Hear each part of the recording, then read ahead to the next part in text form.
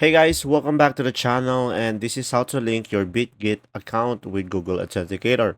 So first thing that you will do is open up the Bitget application and make sure you are signed in into your account.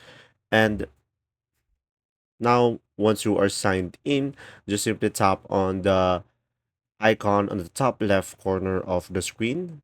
These 3 by 3 boxes at the top left. And from here, guys, just simply tap on your profile at the top over here on the right side, and it will redirect you to the user center. And from here, just simply go ahead and tap on security. And after that, just tap on a Google Authenticator. And from here, guys, just simply tap on next. And from here, guys, you can either scan the QR code at the top over here or manually enter the key. And from there, guys, just simply provide the authenticator code that is provided on the Google Authenticator app.